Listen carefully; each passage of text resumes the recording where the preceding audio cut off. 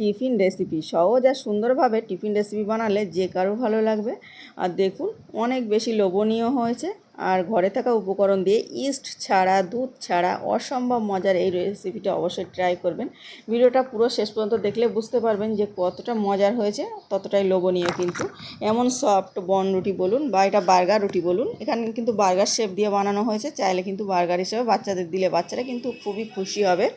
এটা কিন্তু একদম ঘরে থাকা উপকরণ দিয়ে, আবারও বলছি ইস্ট ছাড়া বানিয়ে নিতে পারেন। আমি কিন্তু ইস্টের ব্যবহার না করে এতটা স্পঞ্জি নরম তুলতুলে পারফেক্ট রুটি বানিয়েছি। আর মিষ্টি রুটি তো সকলের খুব পছন্দ, ছোট বড়। আসুন দেখে নেওয়া যাক যে কিভাবে বানালাম। আর ভিতরটা দেখুন, জাস্ট ওয়াও! দোকানের থেকে আমার তো মনে হয়েছিল বেশি। আসুন দেখে নেওয়া যাক। তো আমি এখানে প্রথমে একটা ডিম নিয়ে নিলাম। ডিমটা আসলে ডিমটা না দিলেও কোনো ব্যাপার নেই, জাস্ট কুসুমটা তো আমার লাগবে, ওই জন্য কুসুমটা সাইডে সরিয়ে রেখে দিচ্ছি। তাই ডিমের সাদা অংশটা দিয়ে নিলাম। 2 টেবিল চামচ চিনি আর স্বাদ অনুযায়ী লবণ। আর মিষ্টিটা বাড়িয়ে কমিয়ে নিতে পারেন নিজের পছন্দ অনুযায়ী। হালকা মিষ্টি মিষ্টি হয়েছে আমার, একটু বেশি মিষ্টি চাইলে আর একটু বেশি মিষ্টি দিয়ে নিতে হবে। তারপর হাফ কাপ কুসুম গরম জল দিয়ে নিলাম। তারপরে আমার একটু মোটা দানার চিনি বলে ভালোভাবে গুলিয়ে নিচ্ছি। চিনিটা আমার ভালোভাবে গোলা হয়ে গেছে, মানে ডিমের সঙ্গে জল চিনি একসঙ্গে। তারপরে আমি এই হালকা কুসুম গরম জলের মধ্যে একদম হালকা গরম, পুরো সামান্য রুম টেম্পারেচারের মতো এমন গরম হয়ে গেছে। আমি এমন গরমে আমি 1 টেবিল চামচ বেকিং পাউডার দিয়ে নিয়েছি। যেহেতু আমি ইস্ট ব্যবহার করছি না, ওই জন্য বেকিং পাউডারটা সেম প্রসেসে ব্যবহার করতে হবে। আর বেকিং পাউডারটা একটু ভালোভাবে গুলিয়ে নিচ্ছি, আমি একটু পরে বলে নিচ্ছি ভালোভাবে। তারপরে আমি এটা ভালোভাবে গুলিয়ে নিলাম। তারপরে এখানে এই কাপের আমি 2 কাপ আটা দেবো। তো আমি 1 কাপ প্রথমে দিয়ে নিলাম, তারপরে 1 কাপ আমি অল্প অল্প করে দিয়ে রেডি করে নেব।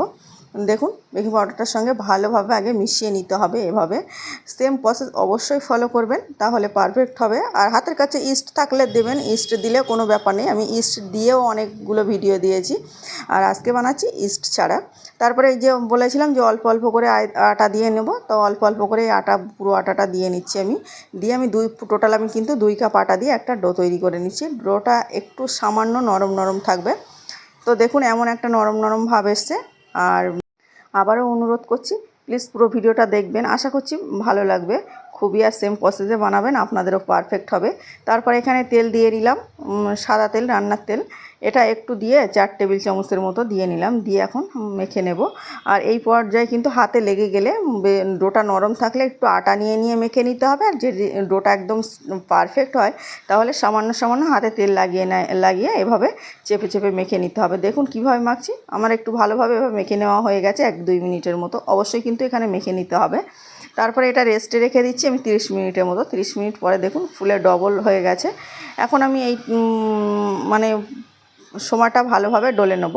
এখানে কিন্তু একটু গরমের উপরে আমি রেখেছিলাম, ওই জন্য কম সময়ে ফুলে গেছে। আর ঢাকনাটা ভিতরে জড়িয়ে দিয়েছিলাম, দেখেই বুঝতে পেরেছেন যে কীভাবে ঢেকে রেখেছিলাম।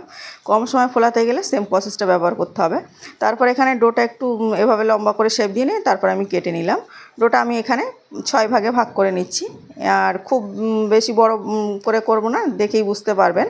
তারপরে এভাবে গোল করে নিয়ে সব বাটিতে দিয়ে নিয়েছি। আর এখানে প্রতিটা বাটিতে তেল ব্রাশ করে নিতে হবে ভালোভাবে, না হলে কিন্তু যখন তুলবো তখন ভালোভাবে উঠবে না। তার জন্য ভালোভাবে তেল ব্রাশ করে নিয়ে তারপর গোল করে শেপ দিয়ে সবগুলো দিয়ে নিলাম।